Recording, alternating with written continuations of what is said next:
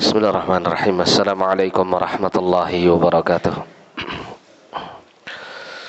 Innal hamdalillah nahmaduhu wa nasta'inuhu wa nastaghfiruh wa na'udzu billahi min shururi anfusina wa sayyiati a'malina. Man yahdihillahu fala mudilla lahu wa man yudlil fala hadiya lahu. Asyhadu an la ilaha illallah wahdahu la syarika lahu wa asyhadu anna Muhammadan 'abduhu wa rasuluh. Qala Allah Ta'ala fi kitabihil karim, ya ayyuhalladzina amanu taqullaha haqqa tuqatih wa la tamutunna illa wa antum muslimun. Ya ayyuhan nasu taqu rabbakum alladzi khalaqakum min nafsin wahidah wa khalaqa minha zawjaha wa batha minhuma rijalan katsiran wa nisaa'a wattaqullaha alladzi tasaaluna bihi wal arham innallaha kana 'alaikum raqiba. يا أيها الذين آمنوا اتقوا الله وقولوا قولا سديدا يصلح لكم أعمالكم ويغفر لكم ذنوبكم ومن يطع الله ورسوله فقد فاز فوزا عظيما. اللهم صل وسلم وبارك وأنعم على نبينا محمد وعلى آله وصحبه ومن تبعهم بإحسان إلى يوم الدين. أما بعد. Ma'asyiral muslimin wal muslimat rahimani wa rahimakumullah. Alhamdulillah, pada kesempatan yang mulia ini kita kembali dipertemukan oleh Allah untuk kita bisa melanjutkan pembacaan kitab Nubdhatun fil Aqidatil Islamiyah. Jadi inti daripada akidah Islamiyah atau ringkasan mengenai akidah al-Islamiyah. Kita masih pada beriman kepada para rasul. Kita sampai pada perkataan musannif rahimahullah, wal imanu bir rusuli yatadammanu arba'ata umurin. Dan beriman kepada para rasul mencakup 4 perkara. Jadi seseorang dikatakan dia beriman kepada para rasul apabila di dalam keimanannya kepada para rasul ini dibangun dengan 4 unsur ini. Manakala tidak ada 4 unsur ini dalam mengimani para rasul, maka dia tidak digolongkan sebagai mukmin bir rusul. Tidak digolongkan sebagai orang yang beriman kepada para rasul. Yang pertama kata penulis adalah al-imanu bi anna risalatahum haqqun minallahi ta'ala. Jadi mengimani bahwasanya risalah yang dibawa mereka itu adalah benar-benar hak datang dari Allah Ta'ala. Risalah atau pesan yang datang, yang mereka bawa itu benar-benar datang dari Allah Subhanahu wa taala. Wajib bagi kita untuk meyakininya. Faman kafara bi risalati wahidin minhum faqad kafara bil jami'. Maka barang siapa yang kafir, ingkar kepada risalah salah satu dari mereka, maka sungguh telah kafir berdasarkan telah kafir kepada seluruh para rasul. Jadi satu saja rasul itu diingkari, risalahnya, keterutusannya dia itu diingkari, maka dia seperti mengingkari seluruh para rasul. Disebutkan di sini sebagaimana Allah Ta'ala berfirman dalam Quran surat Asy-Syu'ara ayat 105. Allah Ta'ala berfirman, kadzabat qaumu nuhinil mursalin. Kadzabat qaumu nuhil mursalin. Kaumnya Nuh telah mendustakan para rasul. Jadi rasul yang pertama diutus di tengah-tengah manusia itu adalah Nuh alaihissalam. Adapun sebelum Nuh itu adalah nabi, seperti Adam alaihissalam. Jadi bukan rasul yang pertama. Jadi rasul yang pertama diutus di tengah-tengah manusia adalah Rasul Nuh alaihissalam. Namun di sini ketika kaumnya Nuh telah mendustakan Nuh alaihissalam, Allah Subhanahu wa taala menyatakan kadzabat qaumu nuhil mursalin. Kaumnya Nuh telah mendustakan para rasul. Padahal yang diutus di tengah-tengah kaumnya Nuh adalah Nuh seorang diri sebagai rasul, dan dia adalah rasul pertama, sebelumnya belum ada rasul. Artinya di sini mengandung pelajaran bahwasannya kaumnya Nuh ketika mendustakan Nuh berarti dia telah mendustakan para rasul yang lainnya. Ya, Allah nyatakan kaumnya Nuh tidak hanya mendustakan Rasul Nuh saja, tapi juga mendustakan seluruh Rasul. Mengapa demikian? Karena apa yang dibawa berupa risalah para Rasul ini semuanya adalah sama. Haqqun minallah. Ya, berasal dari Allah Ta'ala. Jadi tugas kerasulan ini berasal dari Allah. Manakala ada salah satu dari Rasul yang tugas kerasulannya itu didustakan, maka seperti halnya dia mendustakan yang lain. Ya. Karena sama-sama bersumber dari Allah Subhanahu wa taala. Faja'alahumullahu mukadzibina li jami'ir rusul ma'a annahu lam yakun rasulun ghairuh hina kadzabuh. Maka Allah menjadikan mereka sebagai pendusta kepada seluruh para rasul, atau mendustakan kepada seluruh para rasul bersamaan, ya, bahwasannya tidak ada rasul selain Nuh alaihissalam ketika mereka mendustakannya. Wa ala hadza fan nasara alladziina kadzdzabu Muhammadan sallallahu alaihi wasallam wa lam yattabi'uhu hum mukadzibuna lil Masih ibni Maryam. Dan atas hal inilah maka orang-orang Nasrani yang mereka mendustakan Muhammad sallallahu alaihi wasallam walam yattabi'uhu, dan mereka tidak mengikuti Muhammad sallallahu alaihi wasallam serta risalahnya, maka mereka, ya, pada hakikatnya mendustakan kepada Masih ibnu Maryam.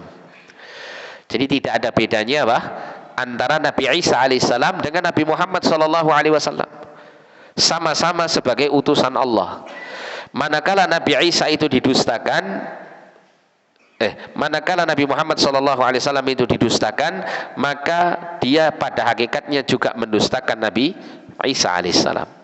Karena sama-sama berasal dari sisi Allah Subhanahu wa taala risalah dan tugas kenabian mereka.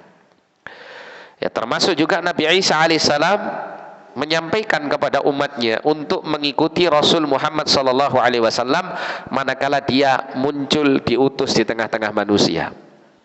Jadi semua para nabi, para rasul dan semua pengikutnya itu dituntut untuk beriman kepada Rasulullah Muhammad sallallahu alaihi wasallam apabila Rasulullah itu diutus di tengah-tengah mereka. Sebagaimana juga Nabi Isa alaihissalam juga diperintahkan oleh Allah untuk menyampaikan hal ini kepada kaumnya, seperti dalam Quran surat As-Saff, ya. Wa idz qala Isa ibnu Maryam ya bani Israil inni rasulullah ilaikum musaddiqan lima baina yadayya min at-taurati wa mubasysyiran bi rasuli ya'ti min ba'di ismuhu Ahmad. Ya. Dan ingatlah ketika Isa bin Maryam mengatakan, ya, kepada Bani Israel, wahai Bani Israel, sesungguhnya aku adalah Rasulullah, utusan Allah Subhanahu wa taala yang diutus kepada kalian. Sampai pada firman Allah, wa mubassyira, dan sebagai pemberi kabar gembira. Bi rasulin, dengan akan terutusnya seorang rasul, ya'ti, yang akan datang, min ba'di ismuhu Ahmad, ya, yang akan datang yang bernama Ahmad, yaitu Nabi Muhammad sallallahu alaihi wasallam. Nah, di sini Nabi Isa alaihissalam menyampaikan kabar tentang akan terutusnya Nabi Muhammad sallallahu alaihi wasallam kepada kaumnya, sehingga berkewajiban bagi kaumnya untuk mengimani apa yang dikabarkan oleh Nabi Isa alaihissalam ini, yaitu mengimani Rasulullah Muhammad sallallahu alaihi wasallam.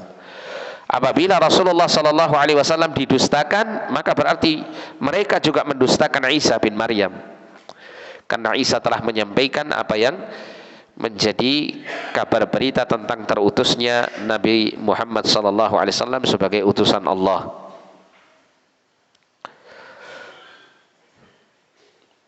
Sehingga dikatakan di sini hum mukadzibuna lil Masih ibni Maryam. Mereka orang-orang Nasrani itu mendustakan Al-Masih ibnu Maryam, ghaira muttabi'ina lahu aidan. Ya, mereka tidak termasuk dari orang yang mengikuti Nabi Isa alaihissalam juga. La siyama annahu qad basyarahum bi Muhammadin sallallahu alaihi wasallam wa la ma'na li bisyaratihim bihi illa annahu rasulun ilaihim. Terutama Nabi Isa alaihissalam telah memberikan kabar gembira kepada mereka dengan terutusnya Muhammad sallallahu alaihi wasallam ini, atau dengan kabar tentang Muhammad sallallahu alaihi wasallam.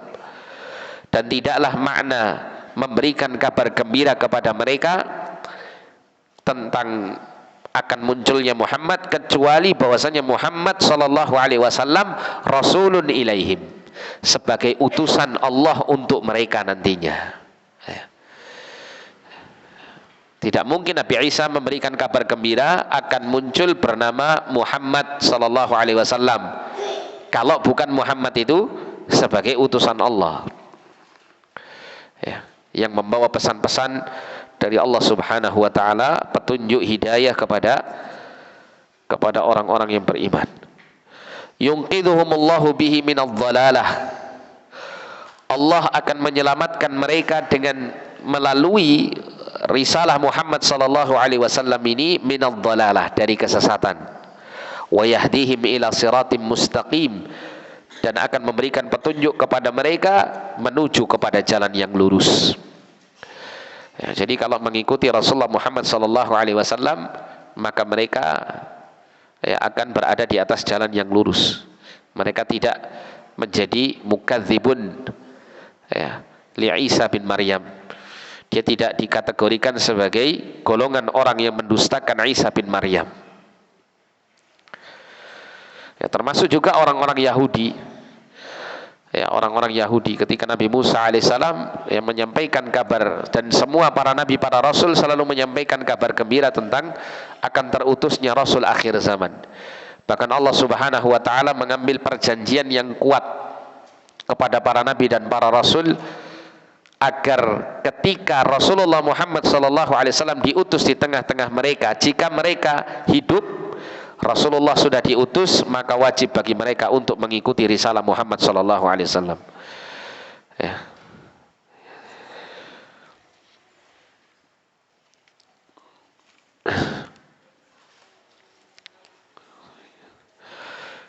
Kemudian yang kedua, al-imanu biman alimna ismahu minhum bi ismihi.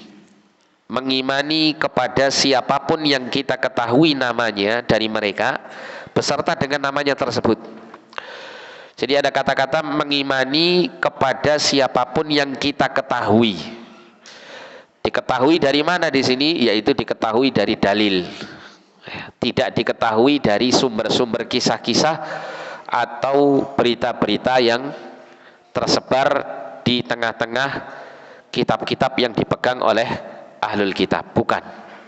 Tapi bersumber dari dalil, yaitu Al-Quran dan As-Sunnah. Kita mengimani kepada siapapun yang kita ketahui namanya dari para nabi ini atau para rasul, lengkap beserta namanya kita imani, sesuai dengan petunjuk Allah dan Rasulnya. Mithlu Muhammad, seperti nama Rasul kita Muhammad sallallahu alaihi wasallam. Kita mengetahui nama beliau bersumber dari Al-Quran dan As-Sunnah. Wajib bagi kita untuk mengimaninya. Dan bahkan untuk Nabi Muhammad sallallahu alaihi wasallam ini, kita wajib mengimani nama beliau Muhammad dan nama-nama beliau yang lain seperti Ahmad. Ini juga nama beliau yang harus kita yakini. Seperti dalam hadis itu Nabi SAW menyebutkan beberapa nama atau gelar untuk beliau sallallahu alaihi wasallam. Beliau disebut dengan Al-Mahi, di antaranya dan beberapa nama-nama untuk Nabi sallallahu alaihi wasallam. Kemudian juga Ibrahim. Kita mengenal nama Ibrahim sebagai Rasul utusan Allah melalui Al-Quran dan As-Sunnah. Demikian Musa wa Isa wa Nuh alaihimus salatu wassalam. Wa haula'il khamsatuhum ulul azmi minar rusul. Dan para rasul yang 5 tadi itu, mereka termasuk ulul azmi dari kalangan para rasul. Jadi mereka adalah pilihan-pilihan Allah yang merupakan para rasul terbaik di atas semua para rasul yang ada. Para nabi yang terbaik di atas seluruh para nabi yang pernah diutus. Wa qad dzakarahumullahu ta'ala fi mawdhi'aini minal Qur'an fi qawlihi. Dan sungguh Allah Ta'ala telah menyebutkan mereka 5 orang Rasul ini di 2 tempat dari Al-Quranul Karim. Yang pertama adalah dalam Quran surah Al-Ahzab ayat yang ke-7. Allah mengatakan wa idz akhadna minan nabiyyina mitsaqahum wa minka wa min Nuhin wa Ibrahim wa Musa wa Isa bin Maryam wa akhadna minhum mitsaqan ghalidha. Dan ingatlah ketika kami mengambil dari para nabi itu mitsaqahum, perjanjian mereka, wa minka, dan darimu Muhammad sallallahu alaihi wasallam, wa min Nuhin, dan dari Nuh, wa Ibrahim, dan dari Ibrahim, wa Musa wa Isa bin Maryam.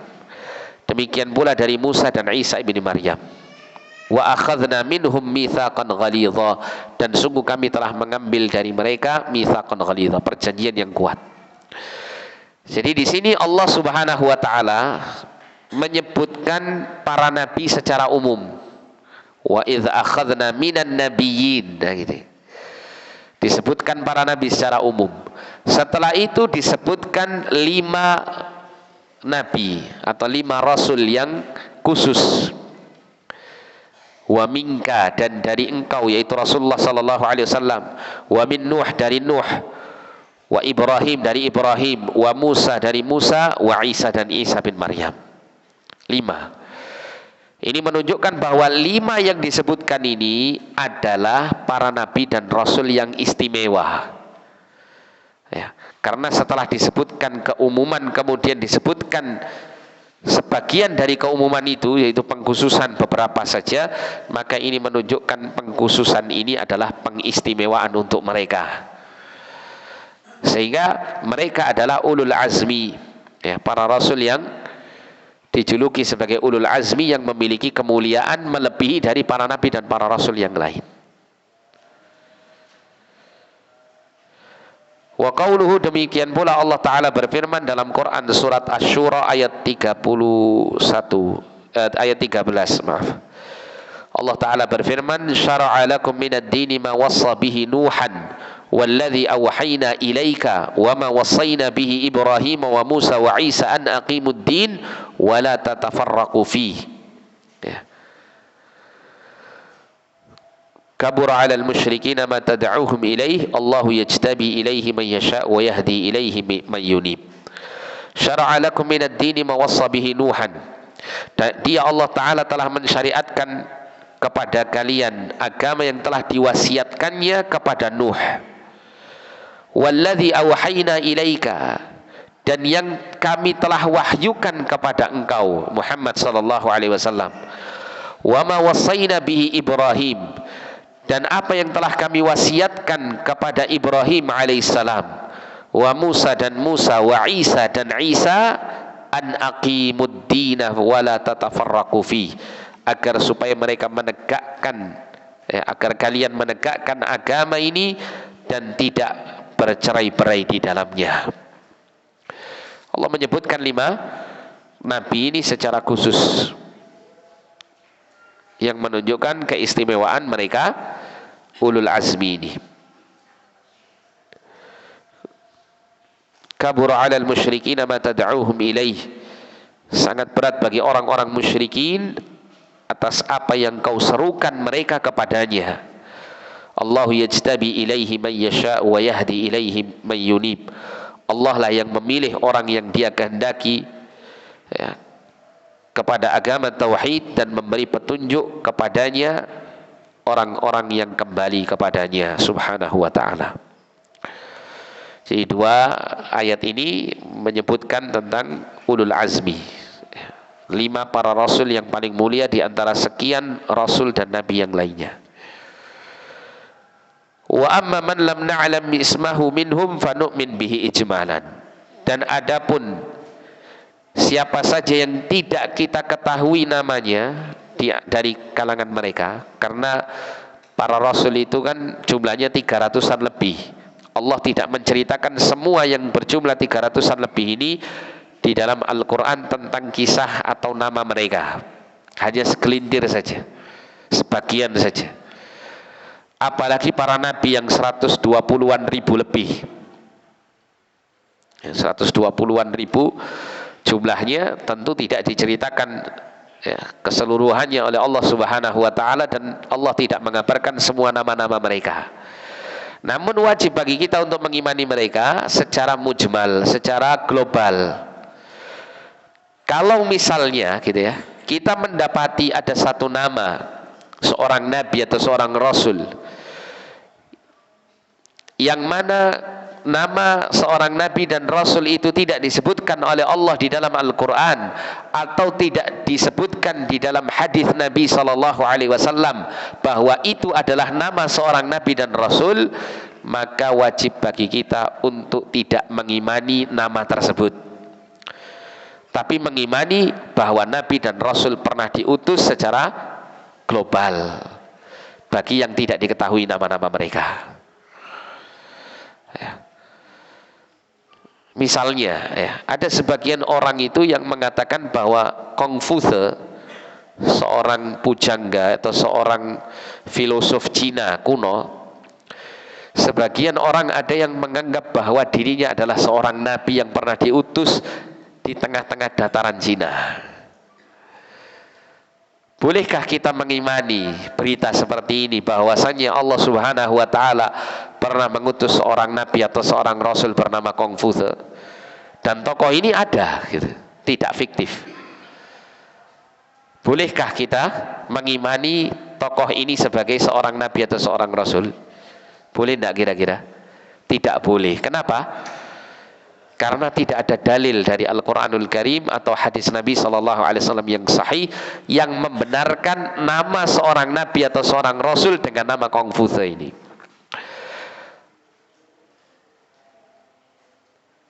Tapi apakah bangsa Cina itu tidak diutus di tengah-tengah mereka utusan Allah? Jawabannya bagaimana? Diutus nggak di tengah-tengah mereka utusan Allah SWT? Diutus nggak kira-kira? Di tengah bangsa Cina apa tidak diutus seorang rasul? Diutus tidak? Diutus. Karena apa? Allah mengatakan walaqad ba'atsna fi kulli ummatin rasulan an i'budullah wajtanibut taghut. Dan sungguh kami telah mengutus pada tiap-tiap umat, tiap-tiap bangsa seorang rasul yang menyeru ani'budullah, hendaklah kalian semuanya beribadah hanya kepada Allah, wajtanibut taghut, dan jauhilah taghut, sesembahan dan yang ditaati serta diikuti ya, melampaui batas selain Allah Subhanahu wa taala. Bangsa Cina diutus di tengah-tengah mereka seorang rasul. Tapi kalau kita ditanya siapa rasul yang di tengah-tengah bangsa Cina yang diutus ini, wallahu a'lam, kita jawab demikian. Kita tidak tahu. Ya, artinya tiap-tiap bangsa diutus seorang rasul. Namun tidak semua rasul dan nabi Allah Ta'ala ceritakan di dalam Al-Quran atau Nabi SAW ceritakan dalam hadis yang sahih. Ya.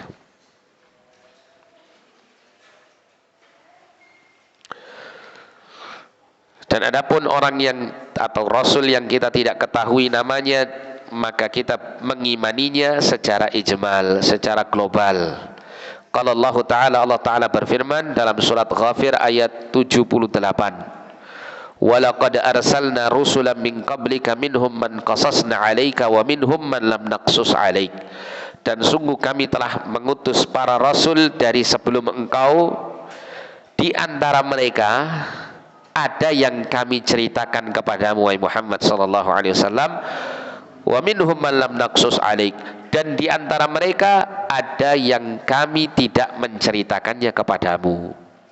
Berarti Rasulullah Muhammad sallallahu alaihi wasallam ya mendapati ya beberapa kisah para nabi dan para rasul dan tidak mendapati beberapa yang lain. Ya. Rasulullah ya mengetahui beberapa rasul dan nabi beserta namanya, beserta cerita kisah perjalanan hidupnya. Dan Nabi SAW juga tidak mengetahui beberapa yang lainnya. Ini menandakan juga Rasulullah Muhammad SAW juga manusia biasa, pengetahuannya kepada sesuatu juga terbatas sesuai dengan apa yang Allah Ta'ala wahyukan kepada beliau SAW. Dan kita wajib mengimani bahwasanya Rasulullah telah menceritakan semua apa yang Allah kabarkan kepada Nabi tentang segala berita mengenai para Nabi dan para Rasul yang Nabi SAW ketahui dari wahyunya. Semua yang Nabi ketahui sudah disampaikan kepada kita, sehingga wajib bagi kita untuk mengimaninya. Ini yang kedua. Kemudian yang ketiga, tasdiqu ma sahha anhum min akhbarihim, membenarkan segala apa yang sahih, apa yang benar tentang mereka dari kabar-kabar berita mereka. Jadi selama berita itu bersumber dari sumber yang valid, dari Al-Quran dan As-Sunnah yang sahihah, mengenai kisah-kisah mereka para Nabi dan para Rasul, wajib kita imani. Meskipun mungkin kita mendapati di dalam kisah-kisah itu terdapat perkara-perkara yang tidak kita mampu untuk kita pahami secara akal dan logika kita, ya, apalagi berkaitan dengan mukjizat mereka, gitu ya. Ya, seperti Nabi Saleh alaihissalam memiliki mukjizat, Allah jadikan unta itu bisa keluar dari batu.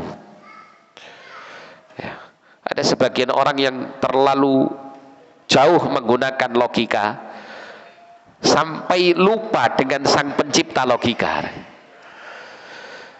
Wah, ini tidak masuk akal ini. Bagaimana sebuah batu bisa menghasilkan atau mengeluarkan seekor unta? Gimana cara keluarnya? Bagaimana bentuknya? Kok bisa tersusun di dalam batu itu sebuah makhluk yang hidup bernama unta ini? Tidak bisa.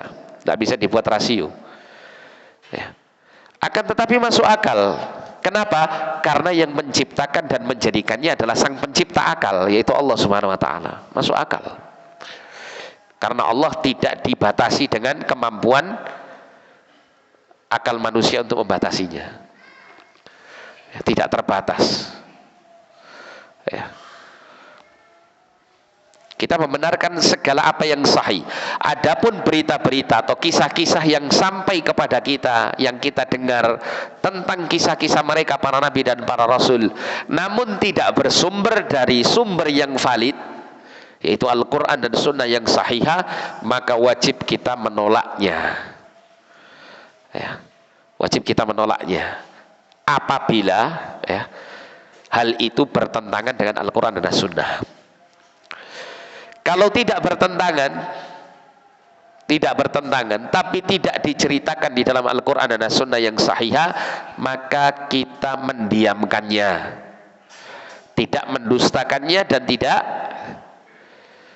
tidak membenarkannya.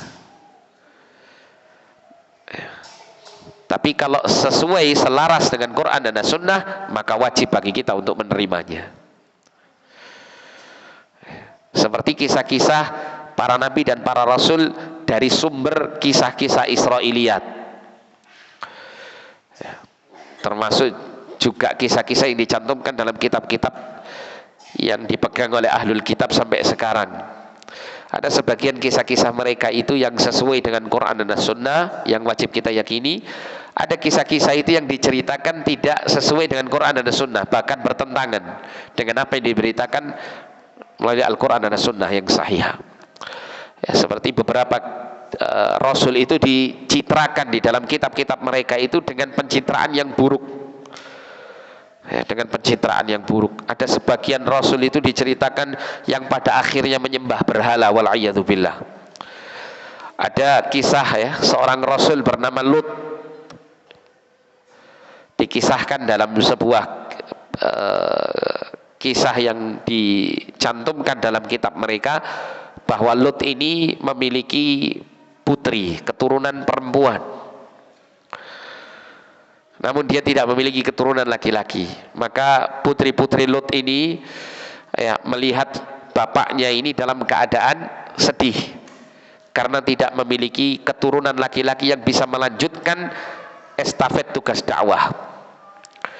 Maka putri-putri Lut ini bersepakat untuk mencekoki bapaknya dengan minuman keras.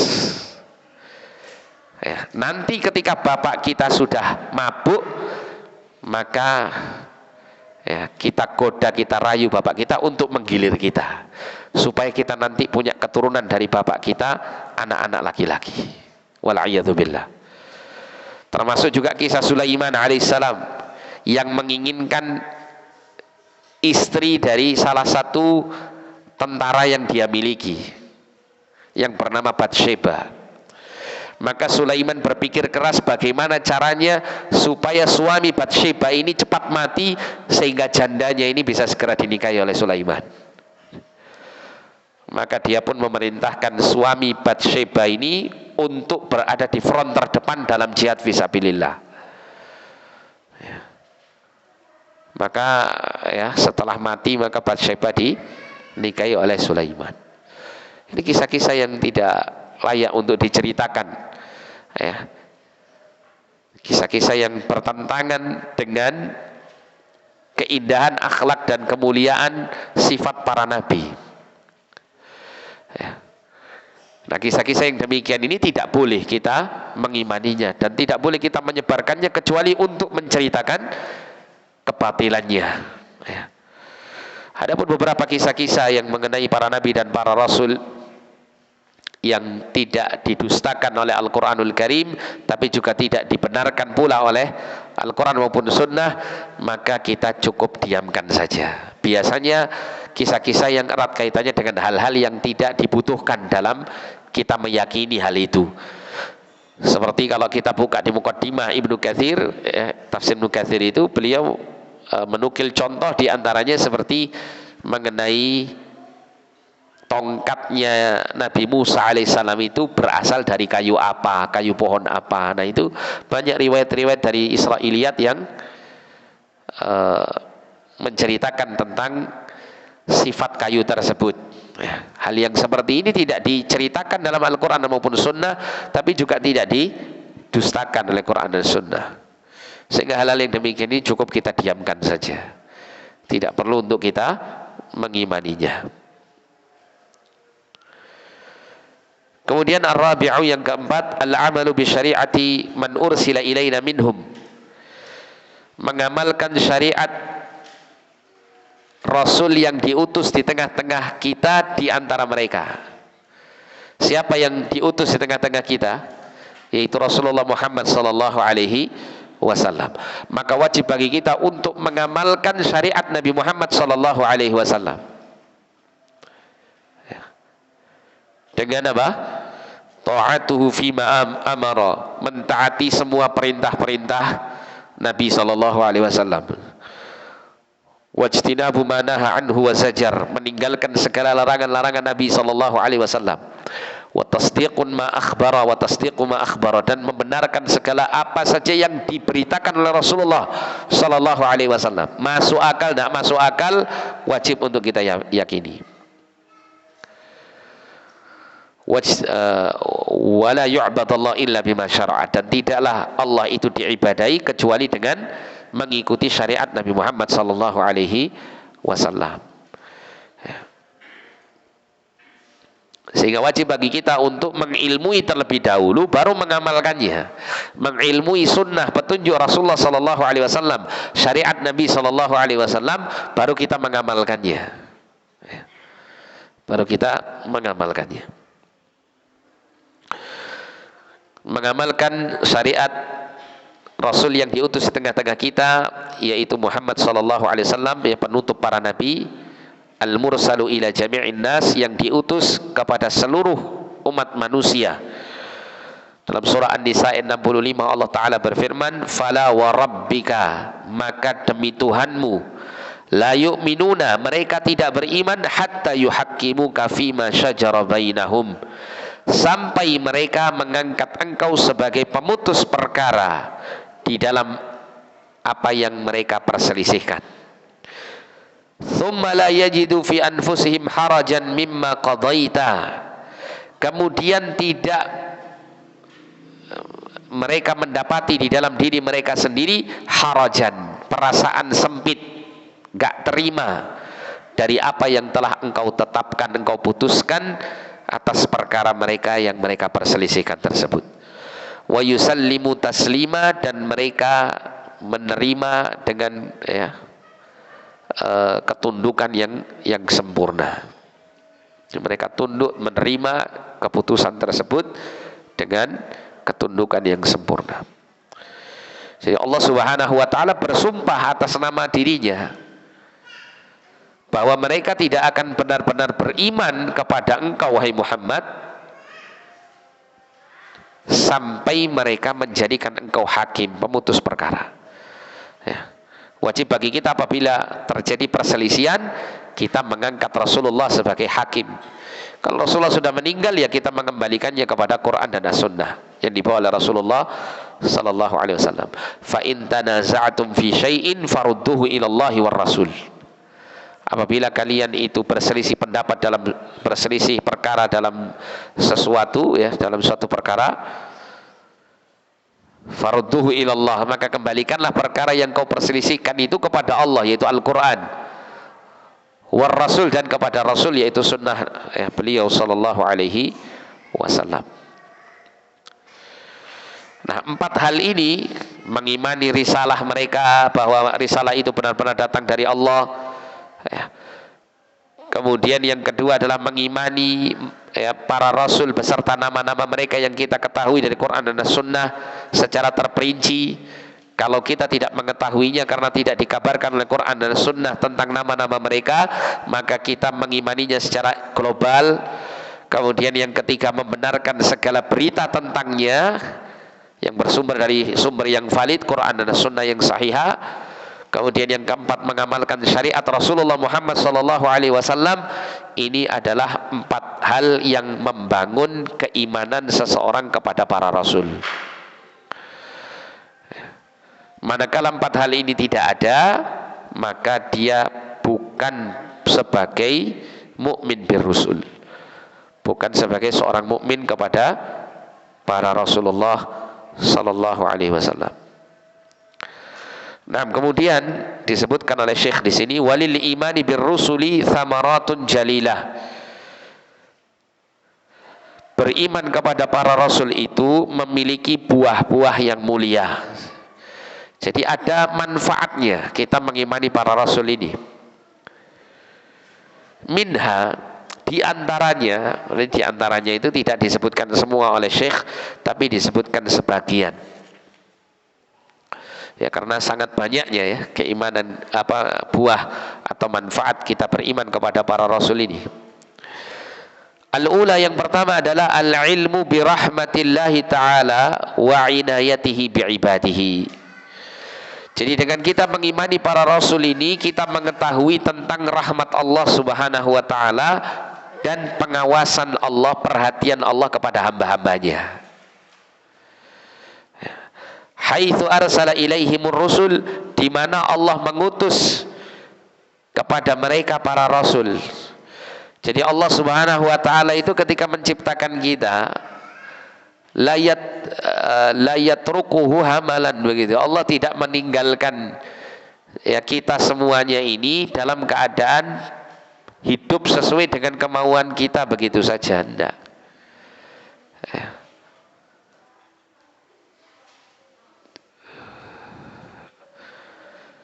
Namun Allah Subhanahu wa taala menciptakan kita dengan adanya sebuah tugas, tujuan luhur.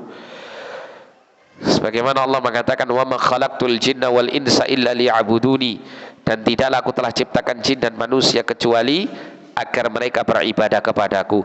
Nah, menegakkan ibadah kepada Allah membutuhkan rasul yang diutus di tengah-tengah manusia ini untuk menyampaikan risalah, untuk menyampaikan berbagai macam ajaran-ajaran yang Allah Ta'ala inginkan untuk sampai kepada para hamba dalam rangka menjadi pedoman untuk mereka beribadah kepada Allah. Maka disinilah mengandung rahmat Allah Subhanahu wa taala yang besar. Allah menciptakan manusia, ya, diberi tugas, tapi tidak kemudian manusia ini diberikan beban untuk menjalankan tugas itu tanpa petunjuk. Akan tetapi Allah memberikan petunjuk melalui para rasulnya ini. Ya. Ini Isya, Pak, ya. Silakan mungkin azan dulu sebelum kita lanjutkan pembahasan ini.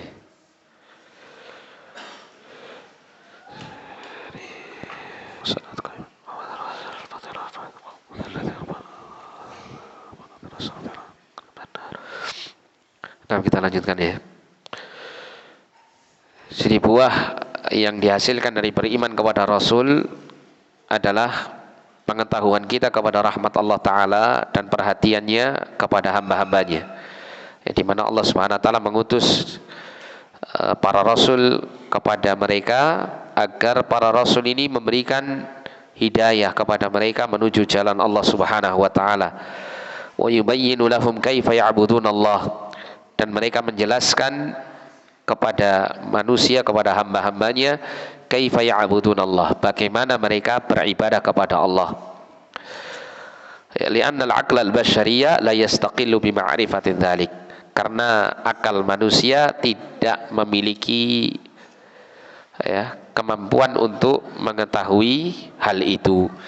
Jadi apa yang menjadi kecintaan Allah Subhanahu wa taala berkaitan dengan bagaimana hamba itu beribadah kepadanya, ini yang tahu Allah Subhanahu wa taala saja. Akal kita tidak memiliki kemampuan, karena kita tidak diciptakan memiliki akal yang menjangkau apa yang berkaitan dengan apa yang dicintai dan disukai oleh Allah Subhanahu wa taala untuk kita mengetahuinya melalui akal semata. Sehingga butuh petunjuk Allah Subhanahu wa taala yang Allah turunkan dan disampaikan kepada kita semuanya melalui para rasul ini. Nah, ini menunjukkan bahwasanya agama itu bukan logika sumbernya, tapi agama itu bersumber dari wahyu.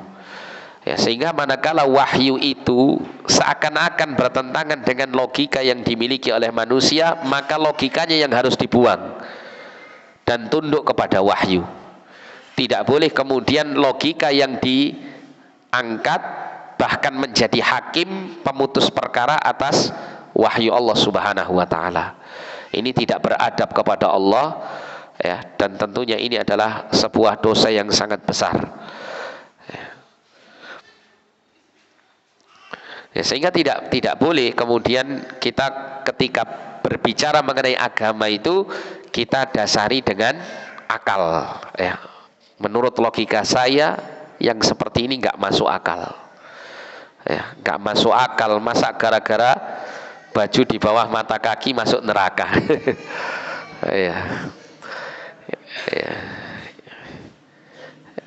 Ini bahaya seperti ini. Membenturkan dalil dengan akal itu adalah kebiasaan orang-orang musyrikin di zaman dahulu. Termasuk juga kebiasaannya iblis. Iblis pertama kali menyimpang itu kan gara-gara ini. Ketika Allah Subhanahu wa taala menanyakan kepada iblis, apa yang membuat engkau itu tidak mau bersujud kepada Adam? Iblis mengatakan, ana khairum minhu, saya lebih baik daripada Adam. Khalaqtani min narin wa khalaqtahu min tin, kau ciptakan aku itu dari api, sedangkan kau ciptakan Adam itu dari tanah. Menurut logikanya iblis, api itu lebih baik daripada tanah. Artinya apa? Iblis menggunakan logika untuk menolak dalil. Dalilnya apa? Dalil perintah Allah untuk bersujud kepada Adam alaihissalam. Ditolak hanya gara-gara tidak masuk akal, dan juga tentu ada kesombongan di sini. Nah, ini adalah thariqahnya iblis. Beda dengan thariqahnya orang-orang yang beriman dan bertakwa kepada Allah. Apabila ada perintah, maka sami'na wa ata'na, kami dengar dan kami taati. Jadi logika akal kita itu terus untuk apa? Ya untuk membantu kita dalam memahami syariat yang diturunkan oleh Allah Subhanahu wa taala ini. Bukan untuk menghakimi, gitu ya. Bukan untuk menghakimi, wah ini enggak cocok dengan akal saya, tolak. Ini enggak relevan menurut akal dan logika saya saat ini, tinggalkan. Nah, enggak begitu. Tapi akal wajib tunduk kepada wahyu dalil. Jangan mengikuti manhajnya iblis dalam mengedepankan logika dan akal. Karena sahabat Ali bin Abi Thalib radhiyallahu an menggambarkan bagaimana agama ini adalah dalil, bukan akal. Ya. Lau kana dinu bil akli, kalau seandainya agama itu adalah bersumber dari akal, ya, niscaya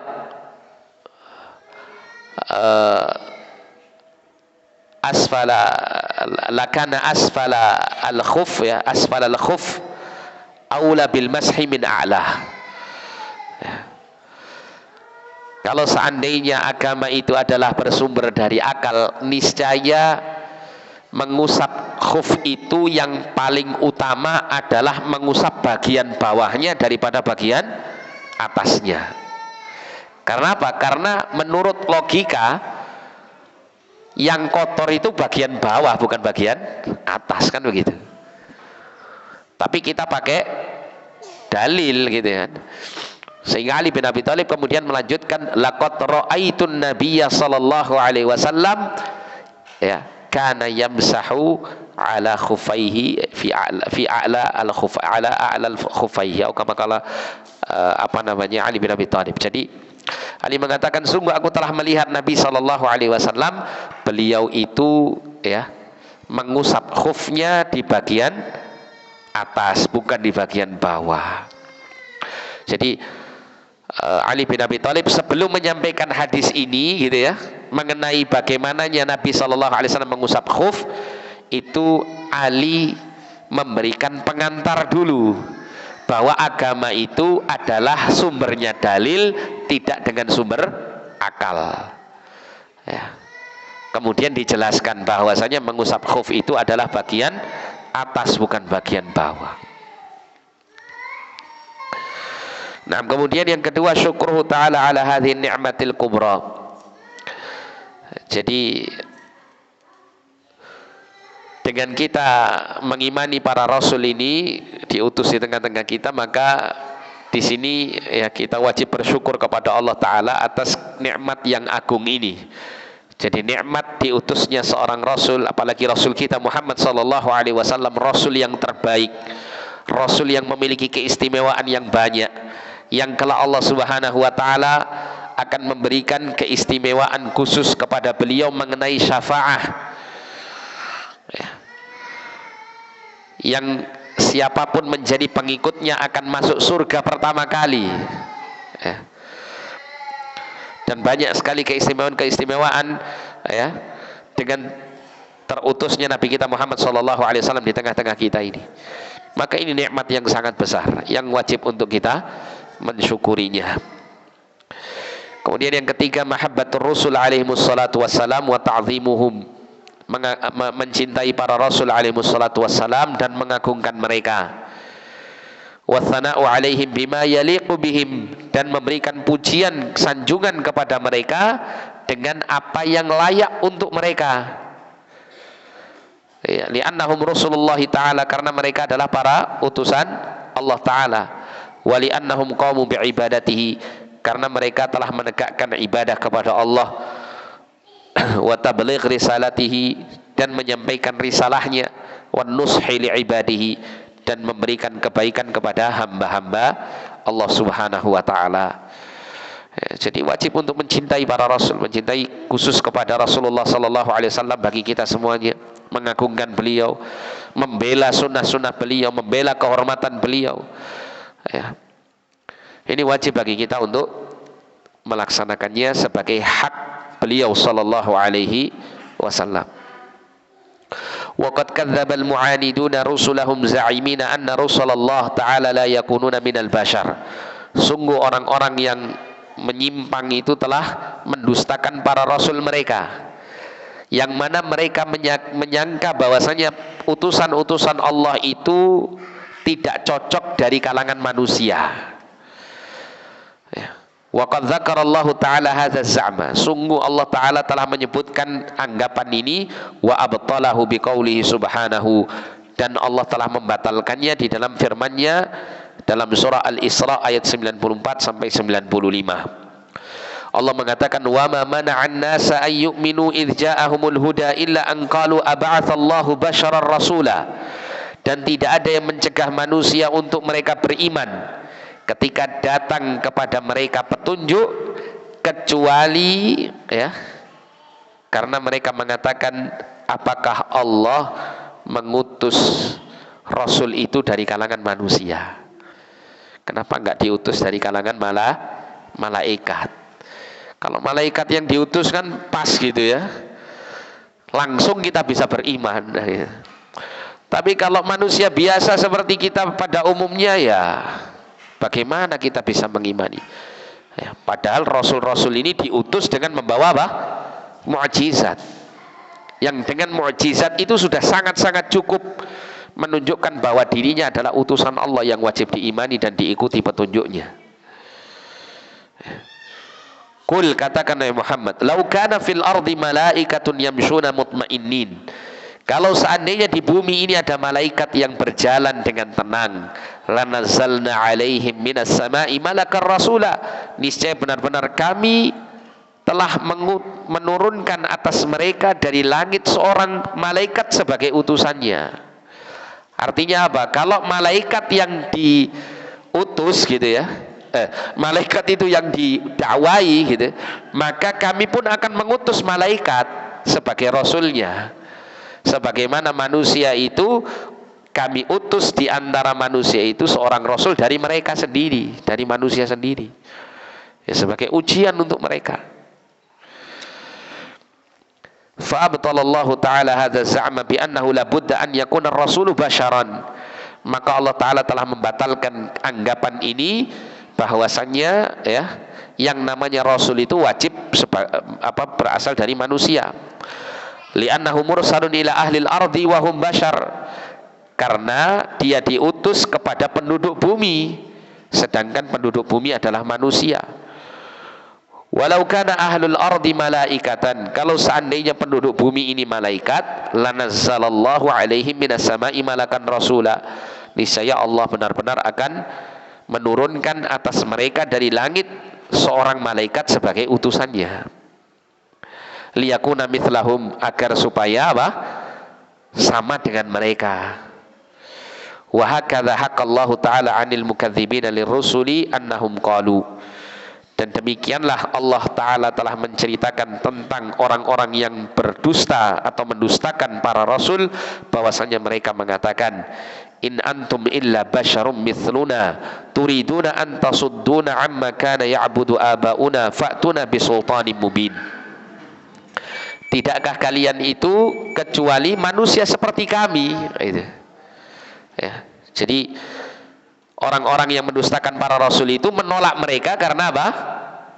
Para rasul itu manusia biasa, nah gitu. Seperti kami juga manusia. Ya, turiduna an tasudduna amma kana ya'budu aba'una fa'tuna bisultanin mubin. Kalian menginginkan untuk mencegah kami dari apa yang disembah oleh nenek moyang kami, ya. Kalian melarang kami, menghalangi kami untuk menyembah apa yang telah disembah oleh nenek moyang kami. Maka datangkanlah kepada kami bisultanin mubin, ya, bukti yang nyata. Bukti yang nyata diturunkan oleh Allah Subhanahu wa taala, apa? Mukjizat. Qalat lahum rusuluhum in nahnu illa basyarum mithlukum walakinallaha yamunnu ala man yasha'u min ibadihi. Berkatalah para rasul, ya, kepada mereka, tidaklah kami ini kecuali manusia seperti kalian, namun akan tetapi Allah Ta'ala telah mengkaruniakan atas siapa saja yang Dia kehendaki dari hamba-hambanya. Wa ma kana lana an na'tiyakum bisultanin illa biiznillah. Dan tidaklah, ya, kami mendatangkan kepada kalian bisultan, ya, dengan bukti, ya, kecuali dengan izin Allah Ta'ala, ya, dengan izin Allah Ta'ala. Nah, insyaallah untuk pertemuan berikut kita akan masuk pada al-imanu bil yaumil akhir, beriman kepada hari akhir. Sampai sini mungkin ada yang mau ditanyakan, silakan.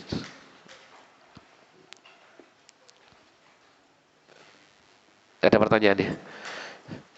Saya kira cukup. Jazakallahu khairan, barakallahu fikum. Kita tutup dengan doa kafaratul majelis. Subhanakallahumma bihamdika asyhadu an la ilaha illa anta astaghfiruka wa atubu ilaik. Sallallahu ala nabiyyina Muhammadin wa ala alihi wa sahbihi wasallam.